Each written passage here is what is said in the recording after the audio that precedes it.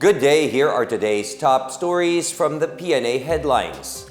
More Filipinos are expected to return from Israel in the coming days, even as the Israel-Iran conflict continues to wind down. The Department of Migrant Workers, or DMW, says a second batch of Filipinos are set to return to the Philippines over the weekend. In Thursday's Bagong Pilipinas Ngayon over PTV, Migrant Workers Undersecretary Felicitas Bay says they are ironing out the arrangements for the flight of the group consisting of 20 OFWs. The first batch of 26 OFWs returned to the country on Tuesday, accompanied by DMW Secretary Hans Leo Kakdak. Bay says 346 OFWs in Israel have expressed interest to return to the country.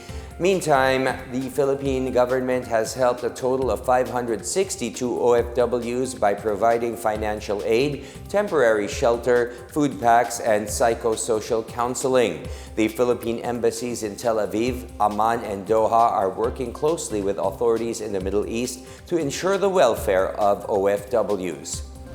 Meanwhile, the Philippine Embassy in Tel Aviv has recommended the lowering of the alert level in Israel from Level 3 or voluntary repatriation to Level 2 or restriction of deployment.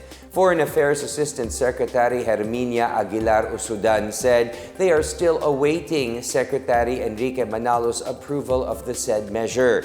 She also adds, removing the alert level is unlikely as Manila needs to observe the situation further. She said the Philippines hopes Israel and Iran could sustain the ceasefire deal. In a separate statement, Foreign Affairs Undersecretary Eduardo Jose de Vega said Philippine Ambassador to Israel Eileen Mendiola and Philippine Ambassador to Iran Roberto Manalo are reporting a return to normalcy in their jurisdictions. The Department of Justice, or DOJ, assures the government will protect witnesses set to testify in the case against former President Rodrigo Duterte before the International Criminal Court, or ICC. This after DOJ Secretary Jesus Crispin Boying Remulla confirmed that 3 to 4 witnesses are now under government protection following a request from the ICC. In an interview Thursday, Remulla says the government must protect the people whether they are witnesses for the ICC or the general public. Remulla adds other individuals may be placed under the DOJ's Witness Protection Program. The DOJ emphasized that the action of the government that the Philippines no longer a member of the ICC still remains. The Philippines withdrew from the Rome Statute, which created the ICC in 2019 during Duterte's administration. Remulla also added that the government has chosen to let the ICC pursue the case as the crimes allegedly committed by Duterte happened before the country's withdrawal. The National Irrigation Administration, or NIA, in partnership with local government units, will launch the sale of Bagong Bayaning Magsasaka, or BBM, rice across the country in August. In a phone interview, NIA Administrator Eduardo Guillen says BBM rice will be distributed immediately, 1 per province nationwide. On May 27, NIA and the League of Municipalities of the Philippines signed a Memorandum of Agreement for Food Security as per President Ferdinand R. Marcos Jr.'s directives. In a separate interview with PTV's Bagong Pilipinas Ngayon, Guillen said LGUs will help promote the program for cheaper rice to be available in public markets. Magsisimula na rin po yung partnership namin ng LGU para sa marketing ng ating bagong bayaning rice, bagong bayani rice, ano? Bagong bayaning magsasaka rice. So, ito po yung murang bigas. Kasi 'di ba, ang gusto ng ating pangulo ay magkaroon ng access ng ating mga kababayan dapat sa lahat ng market sa buong public market sa buong Pilipinas. Ito po yung gaganapin na papel ng ating mga LGUs. Tutulungan po tayo sa marketing ng ating BBM rice. The NIA's BBM rice worth 29 pesos per kilo will come from local harvest of farmer cooperatives under contract farming. Under contract farming, 80% of the dry palay harvest of farmer cooperatives is milled and sold for commercial market sale at 45 pesos per kilogram.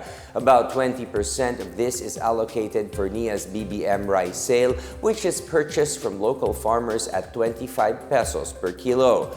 To date, NIA and LGUs were able to establish over 200 farmer cooperatives benefiting from contract farming. Motorists can expect some comfort from the recent fuel price hikes as petroleum prices are seen to ease amid moves to de-escalate tensions between Israel and Iran. Gasoline prices are expected to go down next week by 1 peso to 1 peso and 40 centavos per liter. Diesel prices will be rolled back by 1 peso and 60 centavos to 2 pesos and 10 centavos per liter. On the other hand, prices of kerosene may decrease by 2 pesos to 2 pesos and 20 centavos per liter. The Department of Energy, or DOE, says the estimates are based on 4-day trading in the Mine of Platte, Singapore. It said oil prices began to drop following U.S. President Donald Trump's announcement of a possible ceasefire between Iran and Israel. Oil firms implemented fuel price hikes in 2 tranches as tension between the two states caused oil prices to spike earlier in the week. Meanwhile, the Department of Trade and Industry assures the public that prices of basic goods remain steady amid ongoing geopolitical tension. In a statement, the DTI says that in line with President Ferdinand R. Marcos Jr.'s directives, it has intensified its nationwide price monitoring of basic goods and prime commodities. It said it is also working with manufacturers to keep prices within reach. The DTI is also collaborating with local government units and concerned agencies to stabilize prices.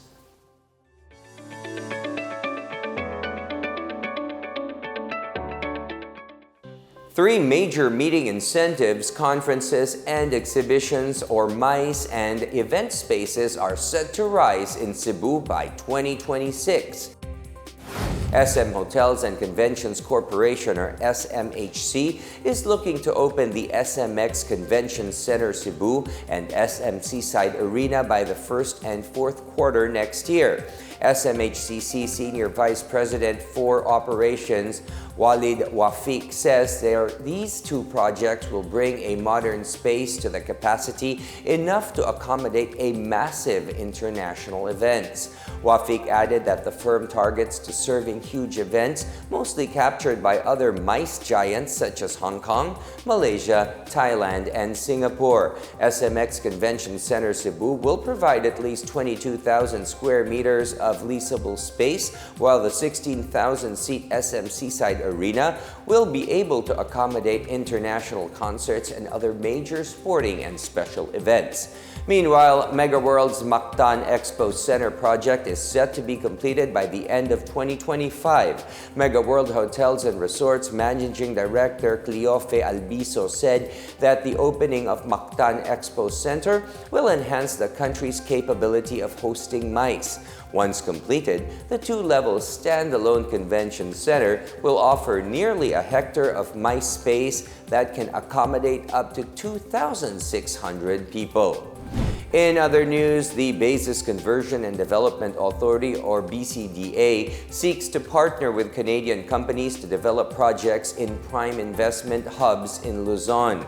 In a meeting with officials of the Philippine Consulate in Vancouver, the BCDA presented opportunities to develop businesses in investment sites such as New Clark City in Tarlac, Camp John Hay Special Economic Zone in Baguio City, and Poro Point Freeport Zone in La Union. The BCDA says they plan to work with Canadian investors to engage with sectors that would contribute to economic growth, such as manufacturing, logistics, tourism, and sustainable infrastructure. It said it aims to create meaningful partnerships with Canada's business sector and its Filipino community to drive mutual growth. For her part, Philippine Consul General to Vancouver, Canada, Dr. Gina Hamoralin, highlighted Canada's commitment in sustainable development development which aligns with BCDA's vision for responsible growth. Hamoralin anticipates immense potential in their future collaboration. And those are the latest and the biggest stories from the Pna Headlines. For more news updates, visit our website pna.gov.ph or our Facebook and X account, Philippine News Agency. You may also watch the Pna Headlines through the Philippine News Agency's YouTube account and via the News and Information Bureau website under PNA News. I am William Theo. This is the Pna Headlines, bringing you stories that unite the nation.